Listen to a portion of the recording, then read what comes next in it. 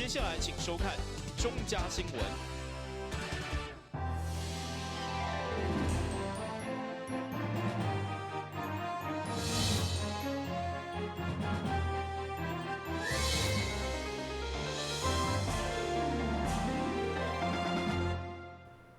大家好，我是陈碧纯，欢迎收看3月25号礼拜三的中嘉台南地方新闻。面对肺炎疫情，台南市政府提早做好准备，为今仔日开始连续3天，伫永华市政中心进行防疫管制演练，实施统一下工、甲实名登记等等的措施。市长黄伟哲上午嘛亲身视察运作的情形，呼吁大家爱共心来对抗疫情。原本进出市府车公民众都按量体温、喷酒精，现在市府佮进一步进行风险管理、超前部署。一旦疫情紧张，以后拢袂互民众进入各局处，你是集中伫1楼的联合服务中心来统一车公。若有需要，一定要尽力，除了看证件、签名，也该留电话。虽然造成民众无方便，不过民众拢知影体谅，相当配合。很好啊，因为这个疫情，大家都是大家要共知的，是这样子的，没错啦。为期3天的示范演练，嘛是行伫全国头前。上午第1天实施，市长黄伟哲嘛亲自到场视察运作情形，包括柜台已经拢设立透明的架板，由职工出入入协助引导。偏偏原本是规栋大楼的车工，现在拢集中伫遮，会较混乱。市长表示，所防疫管制拢会持续检讨，并且看疫情来调整执行。为了这个让民众方便，也让让防疫工作进行的顺利，我们采取了实名制办公。那估计这3天，这个我们的演练结束之后呢，我们实名制办公会持续进行。但是就是说，这个府外洽公的部分，我们在检讨说是不是要继续。还是说就开放，让大家可以进去这个市府内部？那要看这个是疫情的严峻程度而定。如果疫情每天的这个确诊人数一直向上攀高的话，我们可能考虑在某一个时间点，再跟中央防疫指挥中心讨论过以后，就直接实施在府外洽公。那如果疫情的这个发烧的程度是得到一定程度的控制，还是没有达到那个临界点的话，那我们就可以恢复到府内洽公。那这样做的用意就是让这个民众洽公，不要为了办一个手续、办一个洽公，然后这个自己反而是造成了被防疫工作的破口，或者成为疫病流传的这个传染的一个途径。这点是我们希望说能够做到坚壁清野，能够比较守得住这个防线的。确实，市长担袂起任何疫情的风险，为了管控人员出入，所府内所订购物品嘛拢会集中由各局处的代表家己来领，一切都是防疫优先。但新闻顾问及何乔邦采访报道。市府防疫超前部署，嘛用伫学校，而且得到教育部经费的支持，互台南市600人以上的学校拢配备红外线体温侦测仪。25号上午，市长特别前往中学国小去了解体温侦测仪使用的状况。现在伫防疫期间，校方的防疫人力需求非常的大，为了减轻学校的负担，市府也提出学校应该要采买红外线体温侦测仪的想法，并得到教育部经费的支持。原本这笔经费要提供予1000人以上的学校来采买，但伫经过市长的评估后，向教育部来报告。改变成为600人以上的学校拢会使来采买，有效来加强防疫的能量。25号上午，市长黄伟哲也来到东区的中学国小视察侦测仪的使用效率，也予市长非常的肯定。这个学期从2月25号开始，其实就已经开始全面实施体温量测，只是在崇贤国小是率先采用红外线体温量测，所以在人力的节省上，比起要动员一大堆志工妈妈和老师。来做体温量测，人力上显然节省很多。那现在教育部要补助，这个1000人以上的学校，每校15万来这个做一个体温量测的部分哦。那因为台南市总共加起来有大概有60多所1000人以上的学校，但是我们春节开支把这个钱打散到这个其他的这个学校，所以说每个学校的补助的费用，可能会降一点，但是可以分享到更多的学校。总之，这个有限的资源做更大的利用是市府的一个原则。所以呢，我们将会妥善运用这760万的这个教育部补助的中央的经费，那能够让更多的学校能够得到帮助。这点我们是很谢谢中央运用这个防疫经费来做处理。中下国小的校长洪荣进表示，学校的师生将近有1800人，校内目前有2台红外线体温侦测仪，分别设伫学校的2个出入口，大量减轻学生量测体温的人力负担，也让师生进入校园更加方便。台湾新闻郭伟采访报道。迎接4月连续假期，为了让民众会当安心来台南佚佗，并且享受在地美食，市府严格把关。上午进行第一波，由32间的业者共同签署安心宣言，展现美食之都守护消费者的决心。面对疫情冲击，毋过来自大台南32间美食业者上午组织做伙，以推出因外送外在防疫餐点，嘛希望将对人员的服务、供餐的方式，一直到菜色的创新，拢做出调整。大家团结将饼做大，来对抗疫情。上午伫市场黄伟铁见证第一波家己美食安心宣言的业者，由旅馆加烹饪工会等代表共同签署中民特热。台南过去众所周知是美食之都，但在防疫期间以及防疫之后防疫期间之后，我们更加要让消费者更安心。也就是说，我们除了服务人员的管理卫生安全管理之外，我们对在内用餐环境的管理以及顾客的这个卫生管理，都会做更大力道的加强。那另外，在美食不打折、安心加倍的情况下，而且这个价格减半的情况下，价格减少的情况下，可以看到每一家推出来的都是超值这个便当或超值餐饮，每一家推出来的都是平常这个加倍的价值减半的价格，能够让大家吃得更安心，吃得更满意。根据了解，伫短短1礼拜时间，32间餐饮业者伫市府观光旅局的召集，就决心投入共同行销。局长表示，伫市府的严格把关，了所有用心安心餐都会上网络平台，欢迎民众入订。那目前呢，您可以在mytainan.com 上面呢，我们有准备了有加入我们这个安心宣言有签署的业者的这样的一个联络方式。那接下来我们也会积极的去做一些宣传跟辅导的一个计划。那也希望说台南我们在地的业者，大家可以一起来参与我们市府为我们全民一起，我们顺时钟部长讲全民一起来抗疫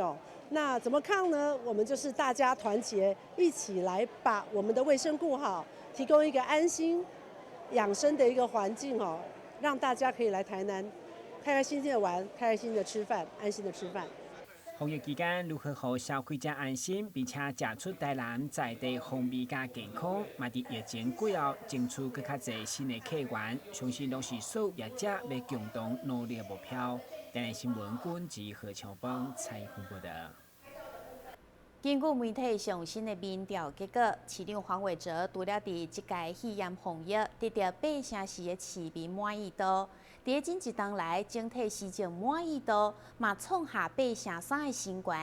市长表示，除了感谢市民的支持，嘛持续做会做代志的市政府。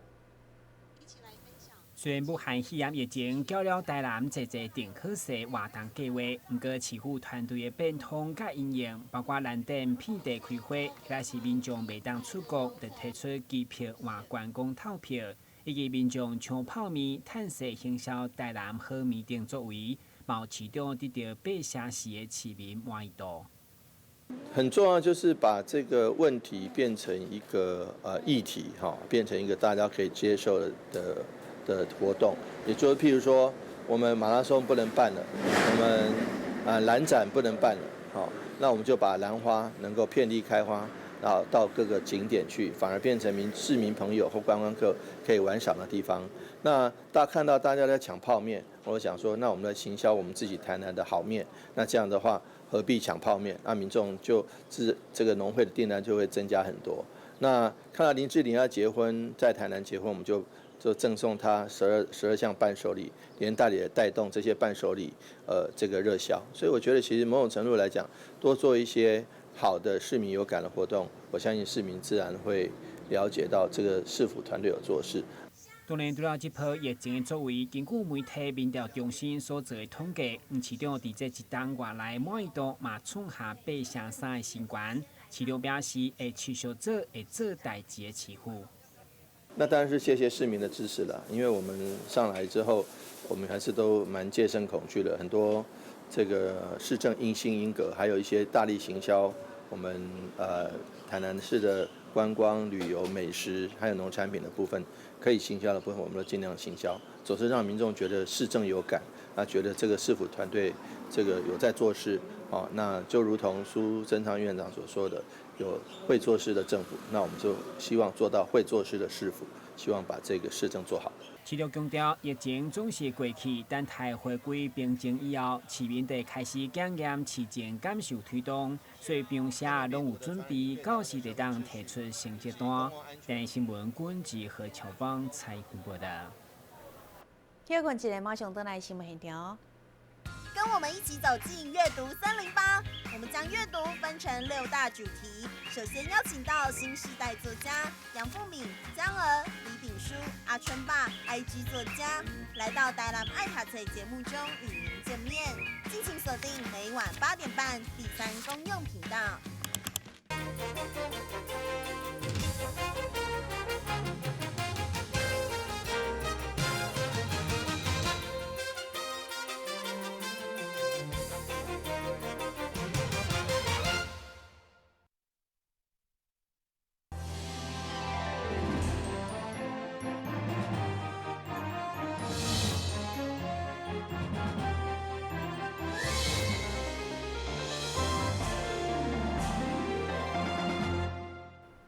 中华艺术科技大学所利用的花艺壶，现在是伫湖边将近100丛的花旗木当咧盛开，满满桃红色的花开甲非常的水，吸引不少民众前往赏花翕相。中华艺术大学伫1804年领用宁德地方池，并甲水利署等相关单位合作，伫环河道路栽种红花风铃木以及花旗木。将花艺湖打造成为学校师生以及民众休闲散步的后花园，也因为目前正是花旗木盛开的季节，中华艺术科技大学校长曾信超嘛扮演起网红，向大众推荐花艺湖的美丽景色。我们这里是华一湖哈，华一后面的志宏池，我们这边种了100多棵的花旗木，非常的漂亮哈。那欢迎大家可以来仁德交流道旁边志宏池，华一湖这边有花旗木100多棵越来越漂亮。然后大家有空呢，就来这里散步、赏花、赏樱大家不能到日本赏樱，可以来台南赏樱。有不少民众因为看到网络顶的推荐，纷纷小招来到现场看花，翕相留念。我是在脸书上看到，就是有人访问曾校长的那个谈话，然后就想说今天来看看这样。那你现场看的感觉怎么样？就开得很漂亮，而且蛮多的，觉得蛮不错的啦，又可以在这边散步啊，或者享受阳光，沐浴还不错啊。所以就感觉不用出国就可以来这边赏樱。对呀，不用啊，舍近求远啦。很棒啊，大家可以来这边运动，这边下午很多人会来这边运动，很棒的一个运动场所。好，感谢华医。受到新冠病毒疫情的影响，真侪室内活动拢暂停举办，户外踏青颠倒变成民众现在休闲选择。校方嘛欢迎爱花人士伫3月到4月花季期间来到现场欣赏这片美丽花海。台南新闻张硕伟采访报道。饲蚵仔是台南沿海重要的产业，不过因为蚵仔价会使用大量的玻璃龙做浮具，容易造成污染，所以近年来中央甲地方拢积极辅导渔民改用别种浮具。行政院嘛前来安平渔管所了解现况。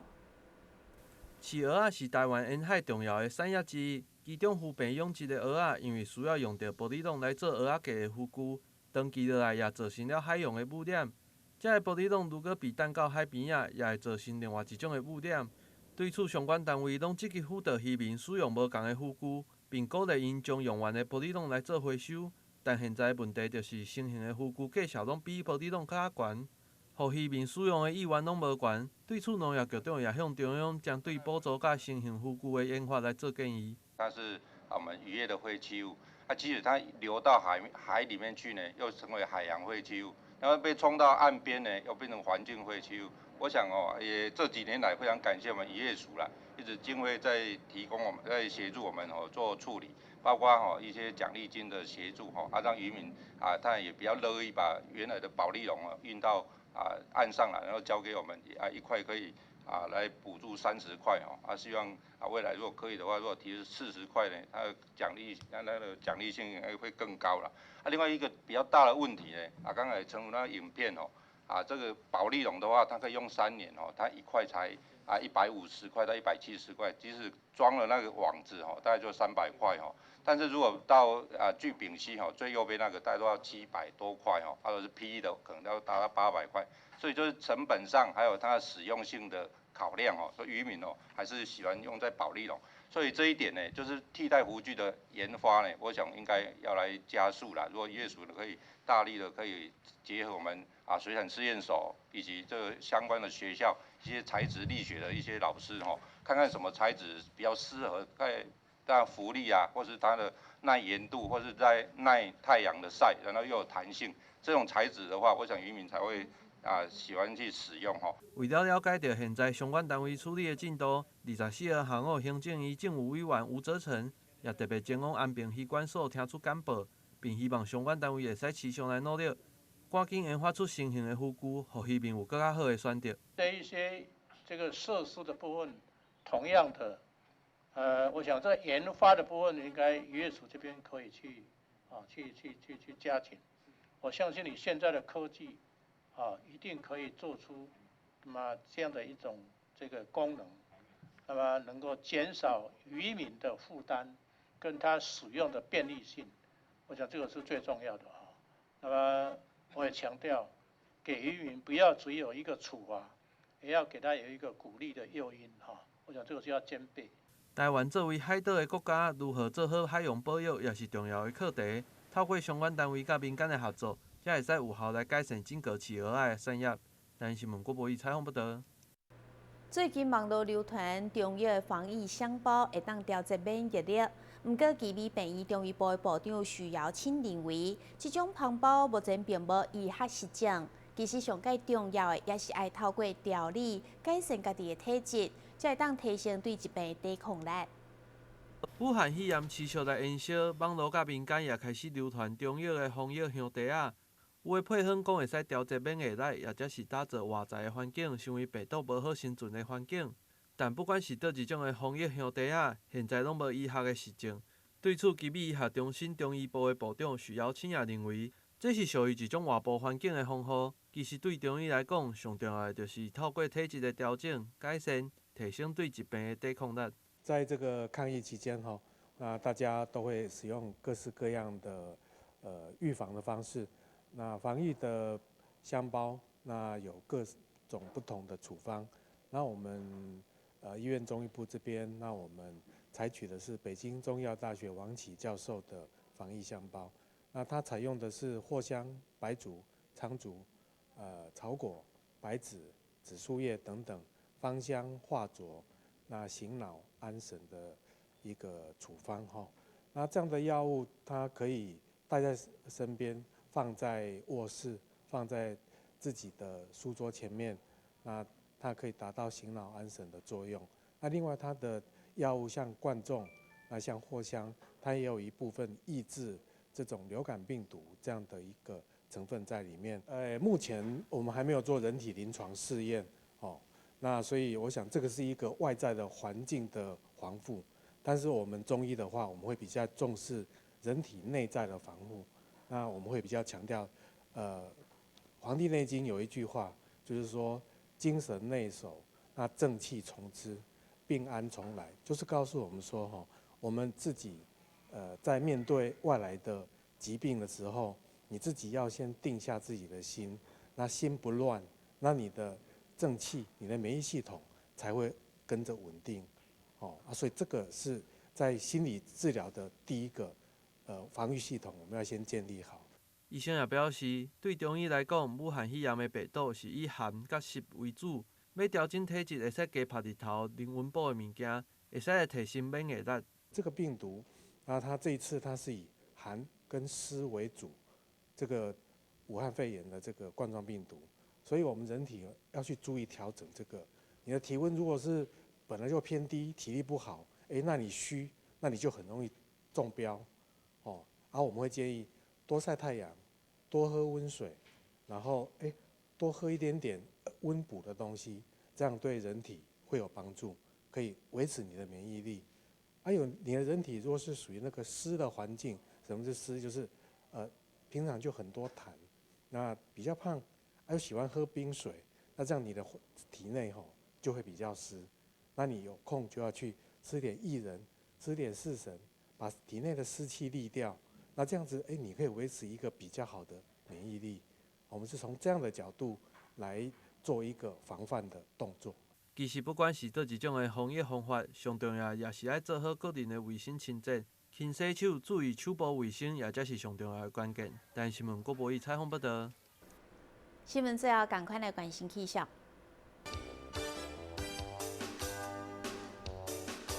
明仔载是好天，有时侪云的天气，温度22度到30度，袂落雨。海面平均风力4级到5级，上大阵风是7级。